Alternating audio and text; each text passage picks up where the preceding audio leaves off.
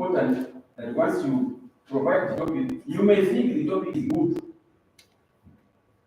and yet what was in your mind was not just the impact, was why the increase does not match.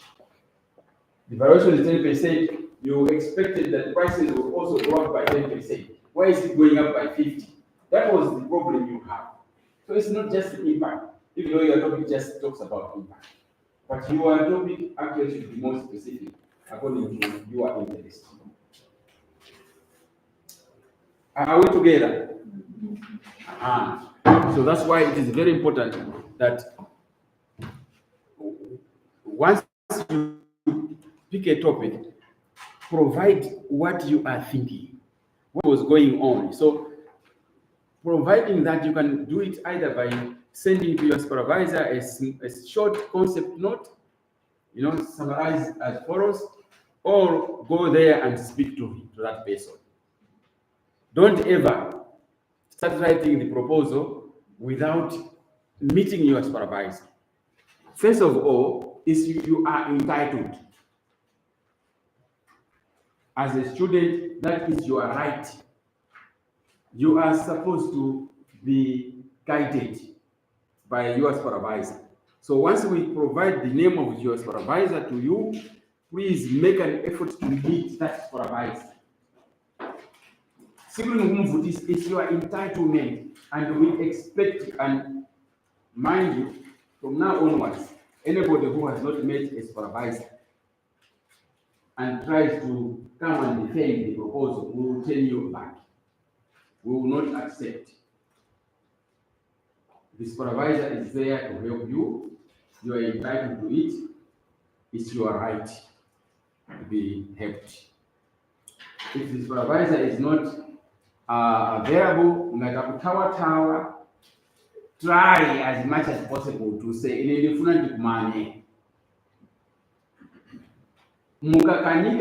despite repeated reminders and personal visits, contact the three of us. You can contact the Dean of Students, you can contact the Executive Dean, you can contact myself. We will help you. But don't just sit and say, our supervisor is not available. No, that's not acceptable. Yes. Don't tell me later on to say, as supervisor, and yet you didn't do anything. You are entitled to it, so take use of it. Okay, so the concept note can appear like this. What is here is very close to what will be in the proposal itself. Only that a concept note usually is just very small. You just put it like 3-4 pages. That's all. It's not like a proposal, but it helps somebody reading it to understand your mind, and therefore you can be helped properly. Okay, we don't. It's not mandatory. Okay, other places they make it mandatory, but we are not. We do not make it mandatory, but it can be very helpful if you want to maximize the assistance you can get from your supervisor. And you remember, or maybe you know, that some people are good at explaining themselves through writing. Others are better at explaining themselves orally. So the choice is yours. If you want to be understood better through writing, do this. If you think you can explain to your supervisor physically, orally, it's better for you, we are okay. This is just preparation for your proposal. Okay? So, what is very important is what you see inside the brackets there, for example. So, after you have stated your problem, after you have stated your gap in information that is existing, that is making you think that it is necessary to do the research, because otherwise this if there's no research problem, don't do it. Why do you go and do a research yourself when you can just read and find the answers? There's no need. You don't invent the wheel, reinvent the wheel. If you know somebody can already has some information, there's no need. Then objectives and questions is basically trying to break down your problem statement. What do you really want to investigate? Okay? Literature review, it actually starts from the time you think about the topic. Because for you to specify the problem, it means, as the professor was saying, it means waisesa kuverenga verenga, and you have tried to read this devaluation. Why do people raise prices more than the rate of devaluation? You have tried to read. Now, whatever you have tried to read, you should say it. Don't keep it to yourself. Write it down. I have tried to read A, B, C, D, and you still can't find the answers. Okay? But sometimes what you have read can explain the phenomenon, can explain what devaluation is, how it works, how it affects people. So it enhances your understanding about the area of study. You have more information. You have more knowledge about that area that has concerned you. And we also want we also want to know, when you are reading, I'm sure you come across theories. When you are reading about devaluation, you will come across theories of devaluation. Why do countries devalue? Okay, and for what purpose? What are the theories there? So those we also want to hear what you have read. Don't keep it to yourself. Write it down. These are the theories I found when I was reading about this issue on devaluation. So that theory, whatever theory of explaining the study area, put it down. The authors and the like. If there are any debates in there, in what people have written, put them down. Let's read them. If it is other people who have written about impact of devaluation somewhere, maybe in Kenya, in Zambia, you come across people who have written about that, put them down. Let us hear. Summarize those things. Or so and so wrote about impact of devaluation in Kenya, and this is what they found. Tell us. And that comes under what we call empirical literature review. Now, the third part is, how are you going to do the research?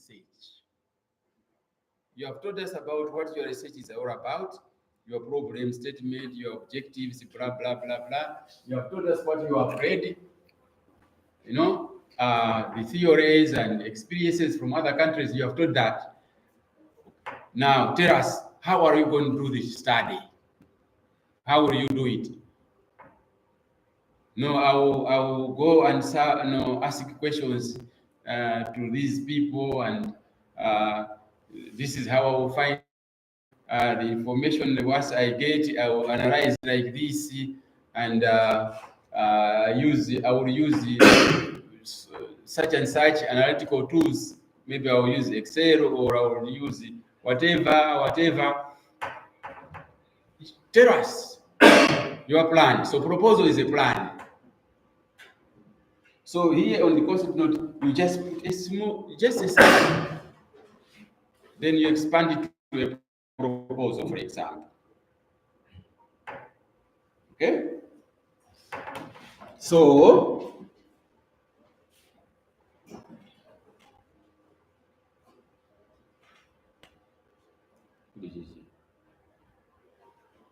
something has gone out.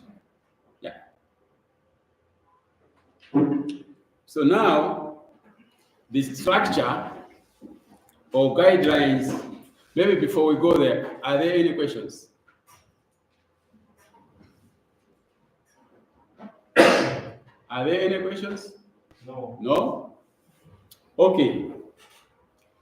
So the guidelines for submitting a proposal, a research proposal, will be shared to you. Isn't it, students? We normally share them out, eh? Yeah. So you also on the board. I think they're already on the board. They're on the board, but they also have to do after this share. Okay, so whatever we are trying to do here, you will have them. You will have this presentation. Okay. Now I was just talking about this one. It says before working on the formal proposal, students should first submit a topic and a brief description. Submit a topic and a brief description. This is where I was saying you submit a concept note. Okay?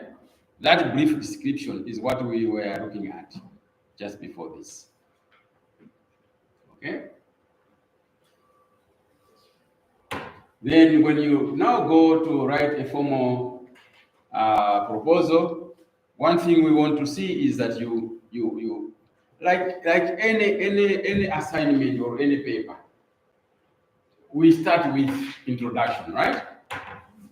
Yeah. So you do your introduction to the topic. So what is contained in that introduction?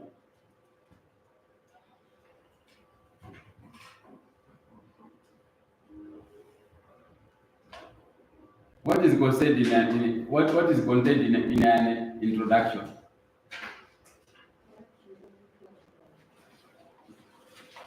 You indicate what you will present in the following paragraphs. It just prepares the reader to say, in this section, this is what you should expect to read. That's all. So, you will talk about the topic of your study, okay? And what led you to that topic, so background. Okay? So you might say, for example, on evaluation, you might say, my topic is to investigate the impact of evaluation. Evaluations occurring in Malawi all the time, and blah, blah, blah, blah. So you're just providing a background to the evaluations here in Malawi, or worldwide, or why people do it. So your introduction is providing what to expect. So you expect that you will provide a background, and thereafter you will provide a problem statement and research objectives and blah blah blah blah blah blah. But at the same time, you are introducing your topic. From there, you move to the background itself as the first item.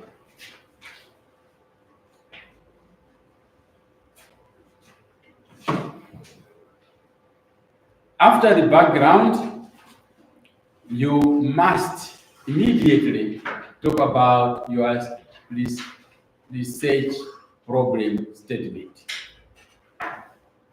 Soon after the background.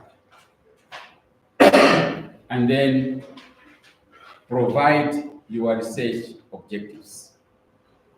What you intend to do, or to study, or to investigate. So you can see that in terms of objectives, sometimes we start with the overall objective and then specific, or general objectives and then specific. So your general objective usually is very general. as the word says, very general. So, for example, you might want to say your general objective is to why some people raise prices, the rate of very closely tied up to the question, to the topic. Your general objective or overall objective is actually a restatement of your topic. Are we together? Yes, sir. Uh-huh. So what is stated in your topic is usually very, very, very close to your general objective or general aim of this study. If you are to assess whether to investigate or do whatever, that becomes your. And then you have to provide specific. So specific, for example, in the example I gave, would be why is it I want to investigate or to find out why manufactured products tend to overreact to issues of devaluation than or primary products. It means now you are breaking it specifically to type of product. This is just an example. It's not what it would be in real life. But I'm trying to give you an example of what a specific objective would look like from a general objective. Because the general objective was why people charge more or raise prices more than the rate of devaluation. Now, specifically, you are trying to look at, is it because of type of product or industry? Is it that this tends to happen only in urban areas and not in rural areas? Is it, so you can bring in relevant specific objectives. That's what we mean here. So while you are trying to study this, you are trying to break it down to more measurable issues. Just as an example, it may be a bad example, but I have tried. Yes, sir. Just as he is saying, the specific objectives are intended to unpack what is covered in the general objective. Yeah.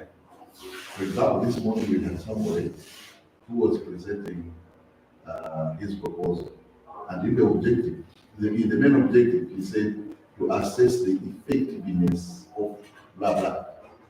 Now, what do you mean by effectiveness? That word effectiveness we require you to unpack it into specific, measurable aspects. When you measure that, it will be telling you that this is effective. When you measure this, it tells you that that is effective. So the specific objectives are there to help to unpack. Just as he was saying that you will notice that the general objective usually relates to the topic, to the title, or in Google have said it usually relates to the problem statement. And that is a very broad thing. When it comes to the specific objectives, that's where people will be saying, oh, so when he said effectiveness, this is what he meant. Oh, when he said the analysis, this is what he meant. To analyze, what are you going to specifically do in order for you to say analyze? Because the term analyze is broad. So those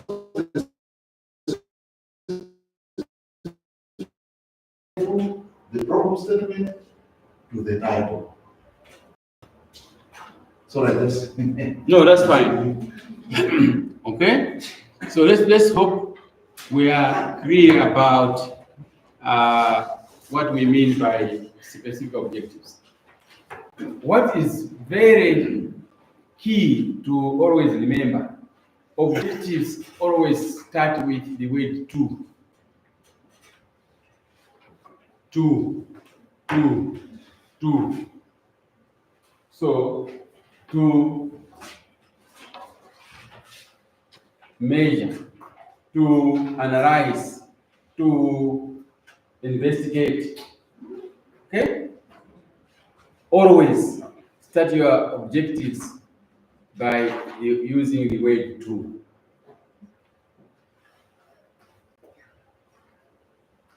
Okay? Now, to measure, let's say I'm trying to be using examples, real life examples.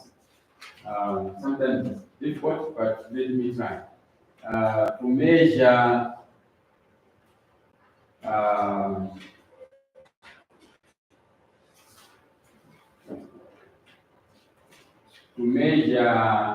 price adjustments on agricultural products, to measure price adjustments to agricultural products after the valuation. That's an objective, a specific objective. Okay? So, once you have listed these objectives, you have to turn them into a question. Because the question will help you to develop a questionnaire. Because you want to collect that information. The objective has to be answered. So, in order to answer, you have to turn that objective into a question. So, to measure price adjustments on agricultural whatever, you have to turn it into a question. So, there, after presenting your objectives, you have to present relevant research questions. So, if you have 3 objectives, you have 3 research questions. So, for example, to measure the price adjustment, now you will say, what is the price, or how is price adjusted? How is agricultural products price adjusted after the valuation? So the objective was to measure or to find out the price adjustments. Now you say how or what, So you have to change it into a question. Convert the objective into a question. And I think we are trained in English, all of us. I'm sure in secondary school, how to turn a question, an objective, a statement, how to turn a statement to a question. So to assess, how do you make it a question? Or you say what? Or how? Or whatever. Okay? Are we together? Yes. Mm-hmm. You will see when you see some examples of this, that when you have objectives, later on you just turn them into questions. The same. So if you have 3 objectives, you have 3 questions. You should not have 3 objectives and then 2 questions. Or 3 objectives and then 4 questions. No. They should exactly, each objective turn into the question. Okay? And there should be no mismatch.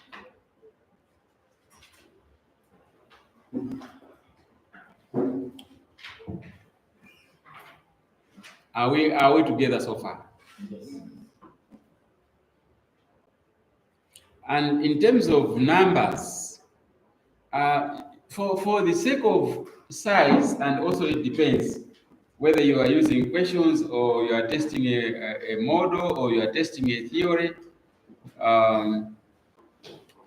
it is generally recommended that you should not have too many objectives. It's safer, especially for undergraduate research papers, it's because you don't have a lot of time. It's safer to have objectives not exceeding 3. Sometimes we allow people to have 4, but it's because maybe out of pity or I don't know. But 2, 3 are fine.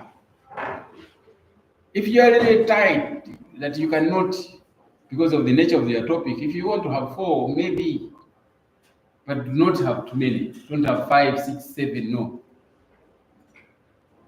It will become so voluminous in terms of reporting on each.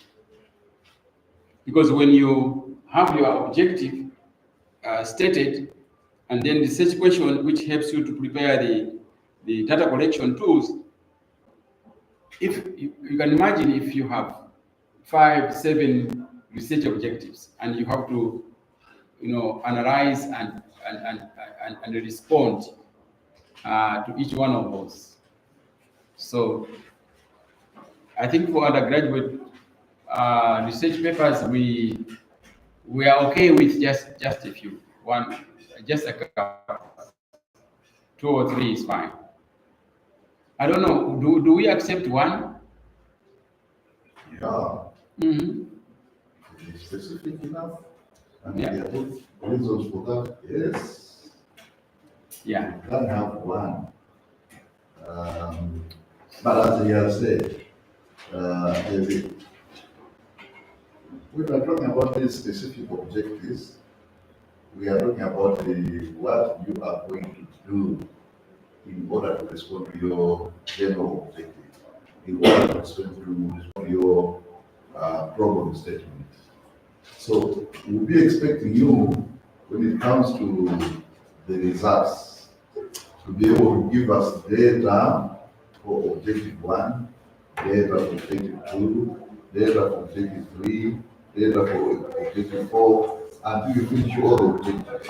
So that's why my colleague is saying we are better off having fewer objectives, because in terms of data collection, the more objectives, the more data you are required to collect. In terms of data analysis, the more objectives, the more analysis you require to conduct. In terms of writing up, the more you will be expected to write. Because even conclusions must adhere to the objectives. Recommendations must adhere to the objectives. So the more objectives you have, the more voluminous the work is, the more voluminous the report is. And The more work for yourself. when you have only 2 months to do it, it can be a problem. Yeah. And mind you, when we say 1 objective, turn it to a question. That question, when you now want to collect data, it can be a whole 2, 3 pages of a questionnaire. Just 1 objective. Okay? So you can imagine if you have too many, your questionnaire will also be very large, very huge. And if you are using a method of collecting that through mailing people questionnaires and letting them fill it up, you know how people behave. You have 3 objectives and then you have 10 pages, 12 pages in your questionnaire. Somebody will not like or not be patient enough to help you fill such a large questionnaire. Okay? Literature view is what we have talked about. So in your proposal, after you have presented what your research is all about, meaning your research topic, your problems, statement, your objectives and research questions, you now have to present what you have read so far. Because proposal is, by the time you are writing a proposal, you have done some preliminary reading. So just present that, what you have read so far, and probably what you intend to read more. Don't assume that we will dream. You have to indicate, this is what I have read in terms of this subject area, the theories about it, what others have written about this area, about my topic. So far, this is what I have, and I intend to do more if you have to. And in most cases, you have to. So put down the literature review, what you have already covered. Definitely, when you are writing a proposal, you must have read something about that topic that you have chosen. So put down what books you have read, what articles you have read. Okay?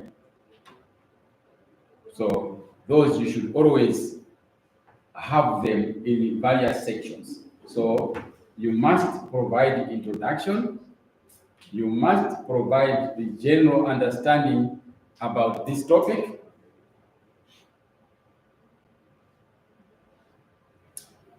Now, in the general part, please indicate if there are definitions. So you are defining some of the concepts that are in your study. So, for example, if we are talking of evaluation, you must, in your early part of your literature review, talk about what evaluation means. Okay?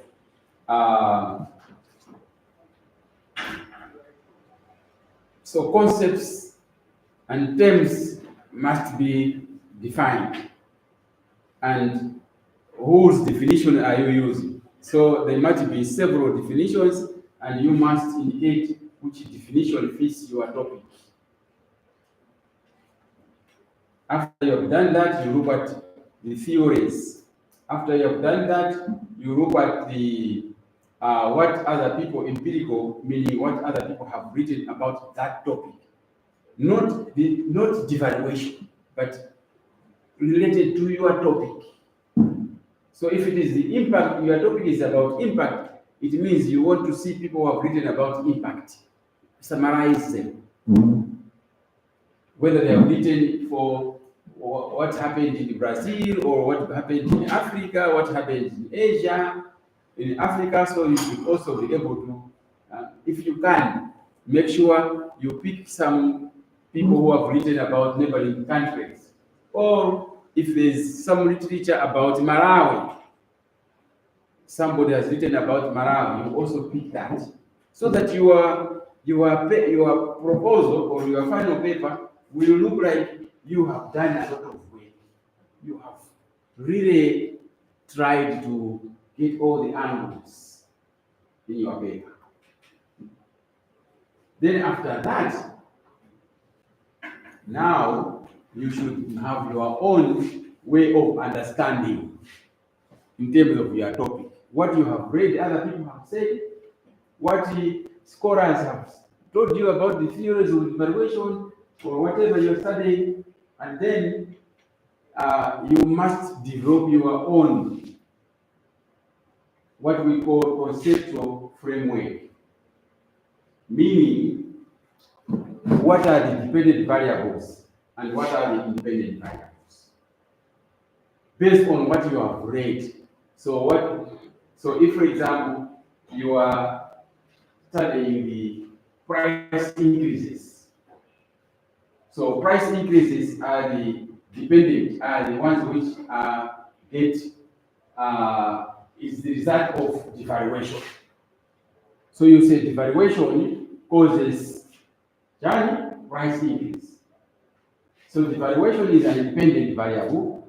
Price increase is a dependent variable. this is based on what you have read, what other people have read. So you come up with your own now conceptual framework, which explains your study. Okay?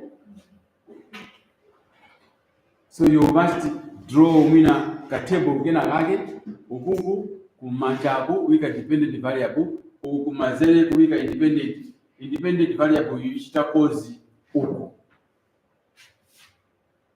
This thing, whatever happens, ichichiona kusintha. If there's no devaluation, ichichikala chimozi, whatever. So you have learned, and now this helps you when you are, explains your study, and therefore explains what you want to investigate in your research. What will you investigate? It's explained by this conceptual framework, which you develop yourself. Kitable ichi, my relationship, my causal relationship. What causes what? That is now your own understanding based on what the theories you have read and what other people have written. So you can confidently say, this causes this. Now I'm going to find out whether this is indeed the case. Now I'm going to correct data and see whether this is the case.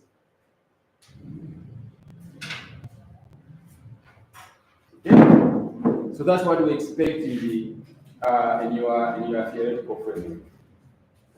Then lastly, the methodology. How will you collect the data? How will you do the research? That's what methodology, which is chapter 3, is all about. It answers the question, how will you do the research? You have told us what your research is all about, and you have told us what you have read, and you have told us what concept you have formed. Now, how will you do it? How will you do this study? That's what is in chapter 3. So you say, okay, my population is like this.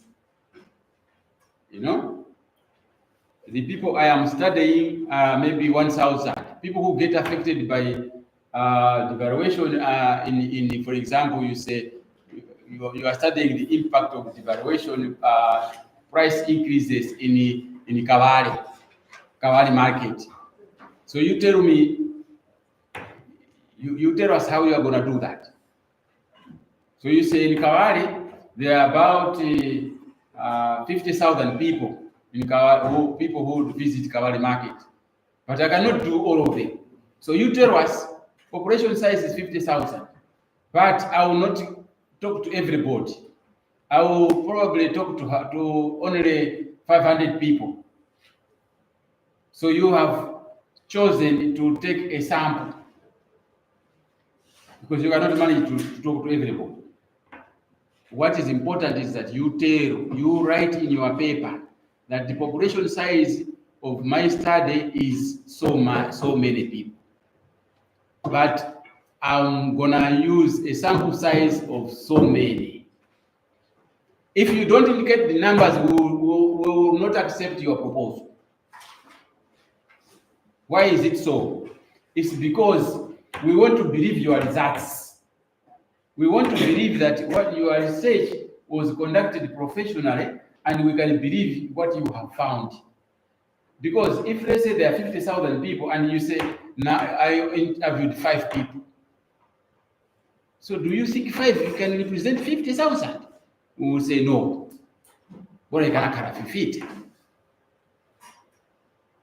Because a sample represents the views of the many, right? Munapuzira research methods. It's easy, not you even there's formulas of how to find sample size from a total population. You know that, you have learned it. Just go back to your notes. So that's why we want to know, we want to verify. Okay? And then you have to tell us how you collect that data. So data collection methods and tools, whether you'll be interviewing people, whether you'll be sending them questionnaires, whether you'll be putting them in groups, and it also depends what kind of data you will be collecting opinions or you'll be collecting numbers. Will there be figures or just opinions of people? What will you be collecting? What do you want? Do you want people's views? And you know how to collect people's views. It's different from collecting figures.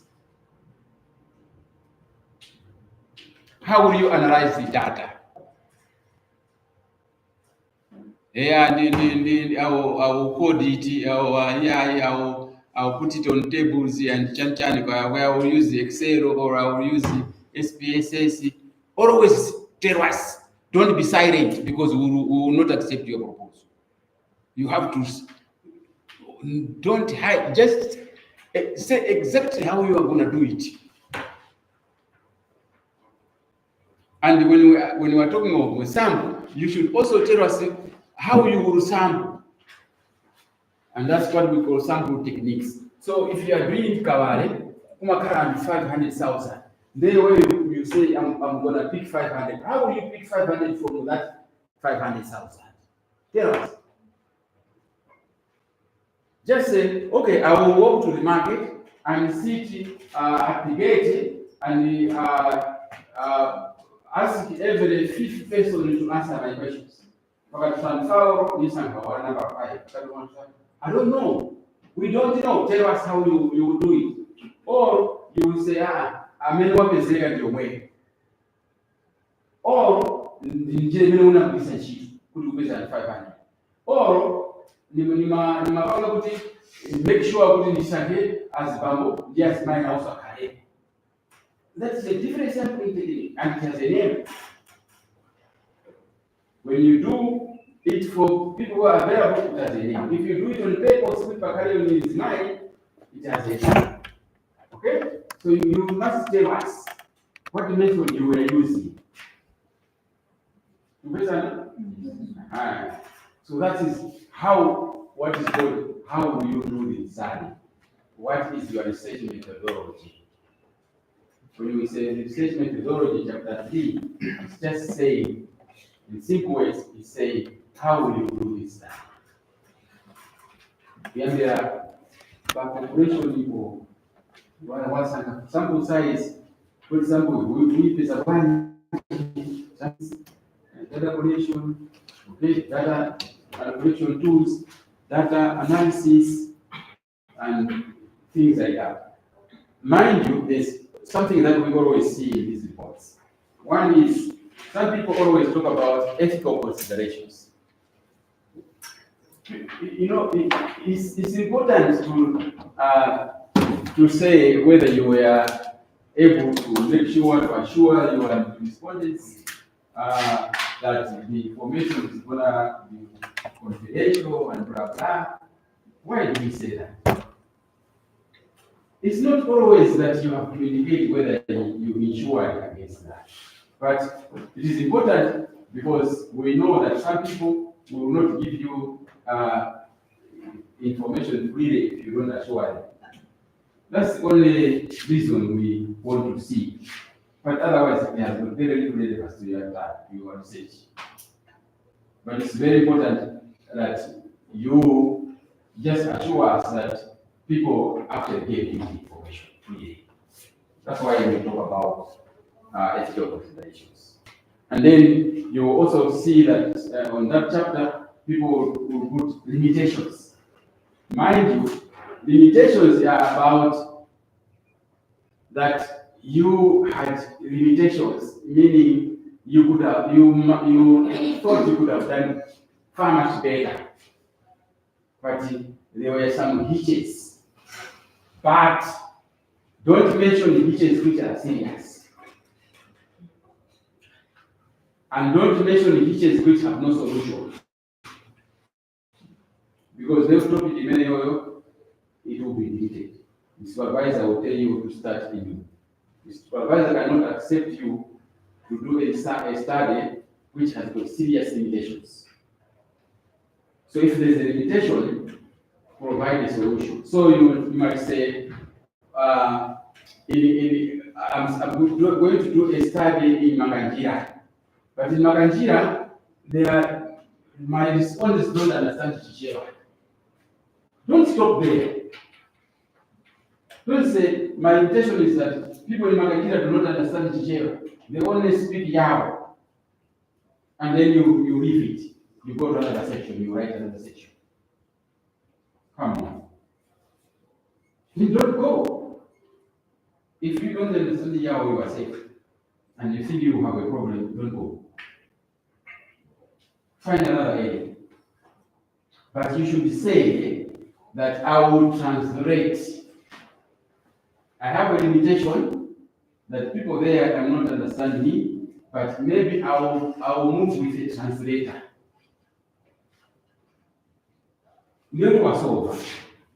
So now the problem is that the translator might not be very efficient. That's the only concern you have. So the limitation there is just the concern. Translator will be inefficient.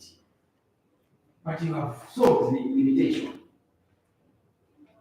Don't just put a limitation.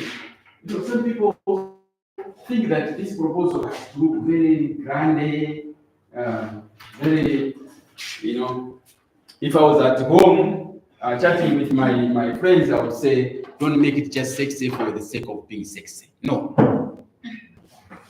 Don't.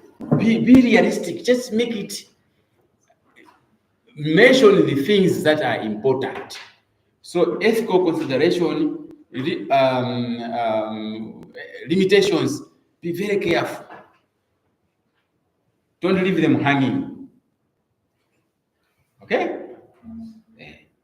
Don't be too over ambitious, even on the topic. You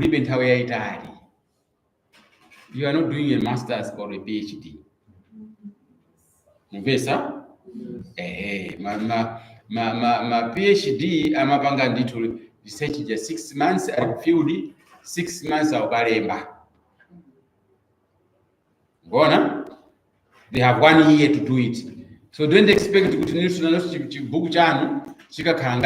PhD because you don't have the time. So be realistic, choose a topic which is doable within the time we have. Okay? Doable. Don't be over ambitious, but think intelligently. And we would like, don't just copy somebody's work. Please, John. We want you to be products of University of Lilongwe, where if you are gonna work somewhere, there is a problem, you can say, I want to investigate this problem. I want to do a research. Go to my customers let me do a research. You do it exactly the way we are telling you here, you will do it. Because one, to funa my skills yani. Okay? Oh, sorry, Chapita Winners. Okay? To funa my skills yani. So don't copy. Please do it yourself. Ndizoteka, you don't need to copy. You don't need to copy somebody's work. For you to think about a topic and then start this process, ndizoteka. Come to the supervisor, they will guide you. Come to us, we will guide you. Don't be tempted. Be proud that you have come out of this university with a skill. And this is one of the skills that will help you in your life. You can do it, honestly. Be proud of your degree. Okay? Is it not? No, I hear a comment back there. Be proud of your degree. Do it yourself. Don't copy somebody's paper. It's not. I'm telling you, you're cheating yourself. So I am done. Are there any questions? If not, maybe I would ask my two deans here if they have anything to add.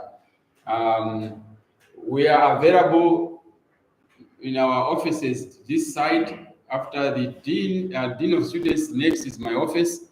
But after Victor, next is the office for Professor Masanga. So we are that wing. You can always find us there. If you have problems. Thank you. Just to emphasize the issue of interacting with your supervisors, that's very important, because what we want to do is for you to come up with very good reports of your research. So your supervisors are there to help you make sure that the work you do is very good work. So let me emphasize that. As you will meet them, we gave them a form to be signing. It's a contract. So they also have demonstrated to us that they have been working with you, they have helped you. Meet them as many times as possible. My colleague was emphasizing it's a right for you. Actually, the supervisors are paying for working with you, and we don't want to be paying them for where they are not working. And then you find out your work is not good. We want to see your work being good, so let's use them as much as possible. Let me also indicate that we need to stick to our timeline. For the dean of students, there are always specific times when things should be done. We're supposed to present your proposal, when are you supposed to present your report, and all those things. So make sure you speak to those timelines, so that you don't end up crowding yourself at the end, and we don't have time to help you. We know we have this period of time for you to work on these things. Try to stick to those times, and commit yourself some time for this work. Very often we tend to forget this until at the very end, and then you start thinking about doing it at the very end. You will find that it's very hard for you to start working on it now. That you have to send your proposed topics.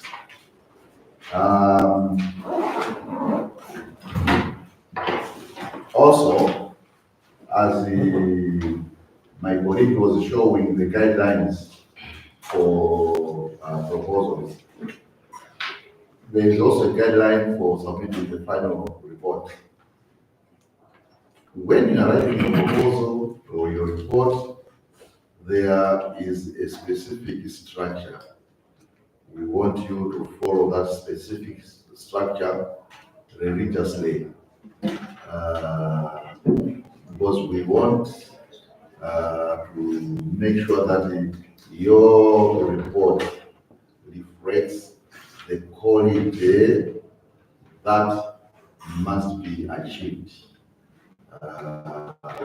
And if you don't follow the structure, you'll be going away from those quality requirements. So be strict on the structure, and also the issue of precision. Make sure that every terminology you use means what you want to do. Don't try to make yourself look very sophisticated by using jargon you don't understand. No. Every word you use is very important. Every statement you make, every sentence you write, whether in your proposal or your report, has a meaning. You're not going to write any statement which will not have a meaning. So you make sure that you choose the right words which will mean exactly what you want to say. If you say effectiveness, you should ask yourself what I mean. And as I was illustrating earlier on when you were talking about the specific objectives, some of these terminologies are broad. So when you use it, you need to break it down to make sure that it means what we should understand what you mean by that statement or that way. So make sure you are using precise terminologies. When he was talking about the title, if you are not careful with the words you choose, people who would have been your potential customers, and customers in this regard are the people who need to read your work, may not be attracted to read it because you have not chosen the right terminologies. But if you choose the words which are right, you are going to make somebody say, what I'm thinking and what I'm looking for seems to be available in this report.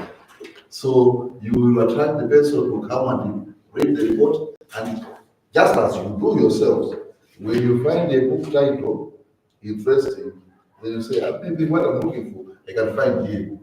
But let me look at the table of contents. Is it indeed correct that what I'm looking for is in this?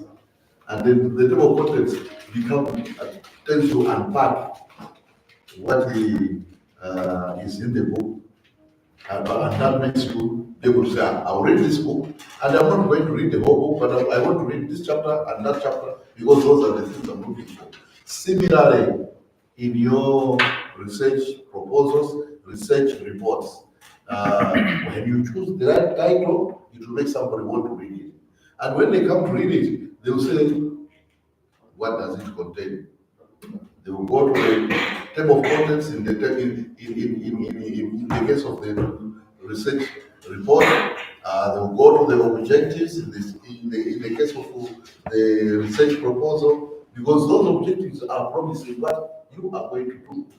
The table of contents is promising what you are going to do, and then they will be ready. So precision is very important.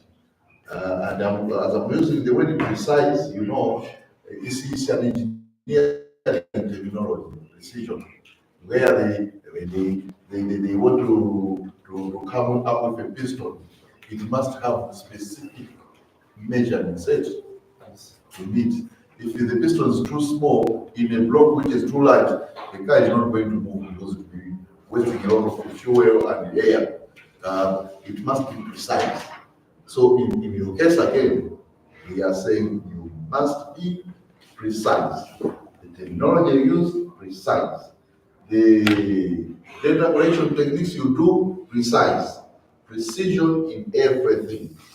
Make sure that you do that.